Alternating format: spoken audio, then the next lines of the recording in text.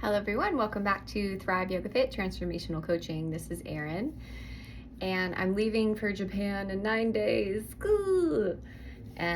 Super excited. I've been practicing my Japanese every day, and it's better than ever, I think. And well, actually, I met with my friend Aki. Hello, Aki, if you're listening to this episode. And he confirmed that my Japanese has improved. So I'm excited to use my mediocre, it's actually kind of good, Japanese in Japan and lead a retreat. So my next retreat is actually in Thailand. So if you're interested in that, that is November of next year, and we're doing early bird until February of next year.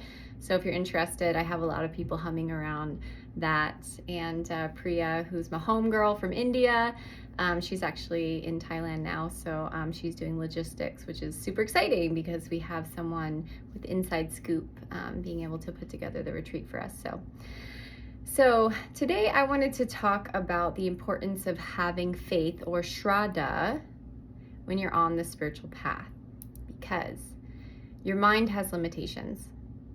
So sometimes when you're doing healing work, it's not obvious that the full healing is taking place, because it's like you're in this cooker and you're just kind of doing your thing. You're showing up for your practices, or at least 80% of the time, right? What we do most of the time begets the results, right? So when we're on the path, it's important to have this faith, surround ourselves with community, like my last podcast I talked about, because sometimes you don't get results right away, but they're coming. It's like you put it out into the universe, you're shifting your frequency, and the more that you can shift your frequency and raise it higher, the more that you become a magnet for these things that you're trying to manifest.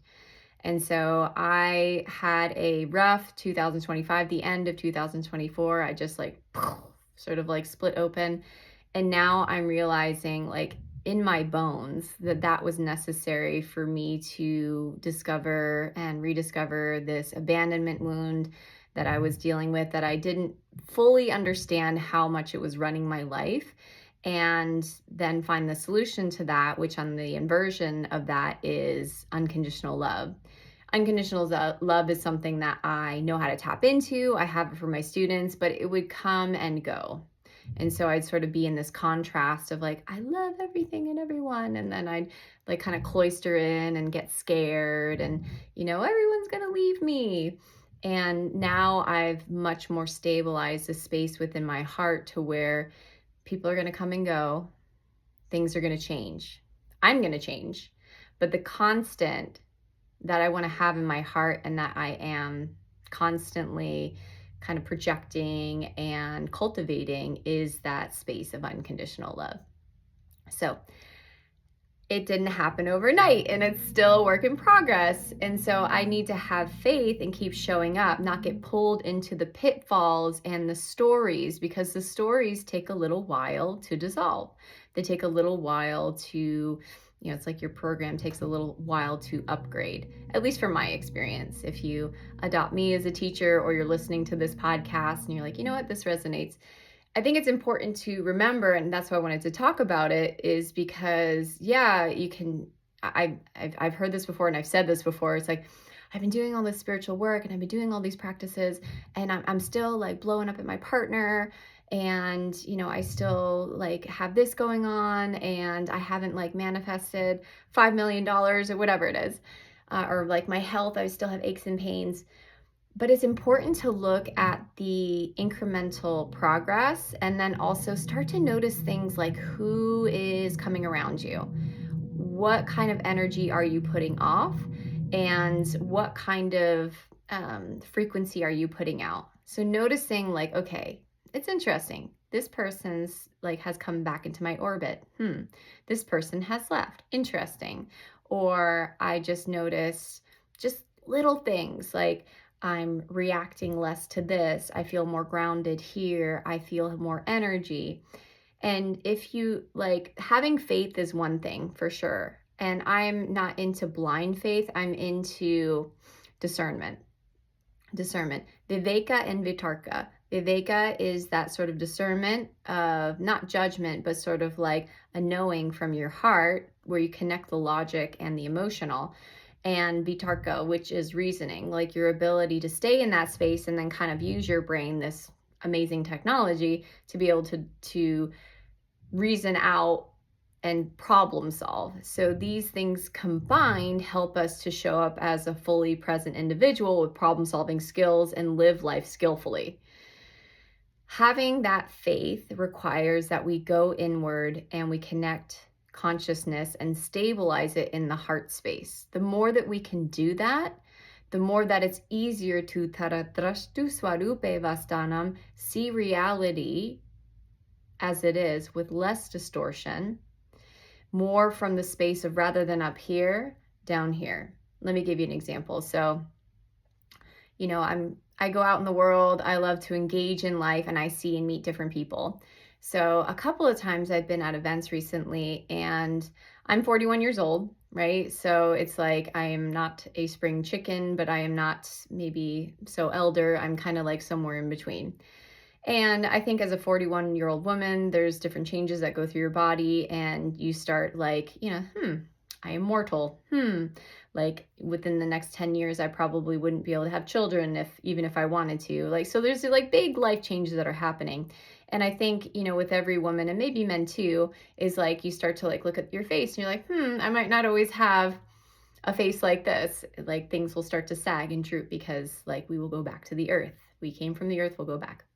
So anyways, I'd look around and just like see different people, and I'd see sometimes older women who have had, little to no work done, and they just look so beautiful. And it has nothing to do with like their face. It has to do with like the radiance and luminosity of their eyes, of their like energy, of their frequency. And I'll look over at a woman, and there's one woman I'm thinking of in particular, white hair, and wrinkles everywhere, like skin hanging.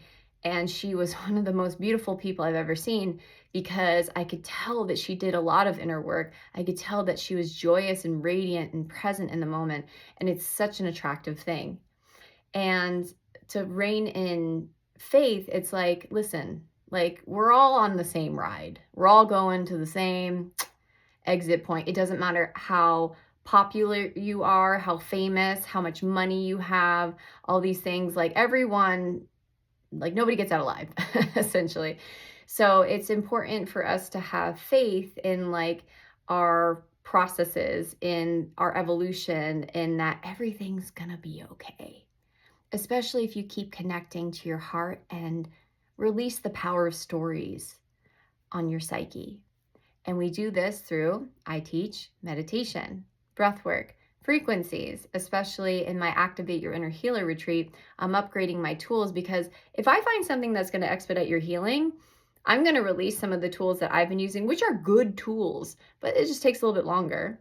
So I have compiled my best tools from Coach School, which are my communication relationship tools and some of the clear formula stuff, along with frequencies, visualizations for sacred geometry, connecting to heart space, pulling in prana, breath work, so you can do all this work, pull in the life force, pull in the energy, seal it in, and clear out the stuff.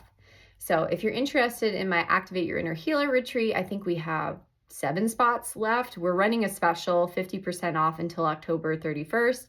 So if you're seeing this podcast and it's before October 31st, if we have spots and you want to claim one, get on it, because we're more than halfway sold out. Anyways, it's important to have faith that if you are showing up for the practices, if you are putting in the work, if you are, drinking the water, eating the food right, and recognizing the incremental markers, that it's gonna happen for you. And it might even be like a shoot for the moon and about the stars. Like if your goal is like, I want to have $5 million, like cool, awesome. And that dream is valid. But like maybe you work hard and you do all this work and maybe you get like $3 million. That's not a loss by any means. Like that is a good amount of change. So You can't go wrong with showing up for yourself, with putting in the work, with having faith. But the faith is important, because if you don't have it, you're going to get in your head, you're going to shut yourself down, you're going to self-sabotage. So shraddha, faith in yourself and the practices on the path. And even if you don't care about like finances or looks or anything like that, and you're just like, I just want to be with God. I just want to be so connected to the universe that it radiates out through me, and I just want to heal people by healing myself. That is amazing and beautiful. So it's important though, because you have a head, you have experiences, you probably have some traumas. There's nobody that I know that doesn't have some level of trauma. And a lot of times if we're like, no, nothing has happened to me. All right, you haven't lived in a bubble probably. So there's been things that have impacted you, but maybe it's buried in your tissues. So keep on the path, keep on the practices, surround yourself with sangha, with spiritual community. Have a sadhana, a spiritual practice that you show up for, whatever it is that clears your mind, that helps you connect to yourself, so that you can keep your faith, you can keep on working, keep on doing, and keep with your evolution while having a deep, compassionate acceptance for yourself. All right, I hope that this podcast has uplifted you. If you have any things to say or want to reach out, Erin@erincoach.com is how you can reach me. Again, check out some of my retreats and workshops coming up in the Bradenton, Sarasota, St. Pete area. And I'm also doing international retreats next year. So thank you so much for stopping by. Namaste.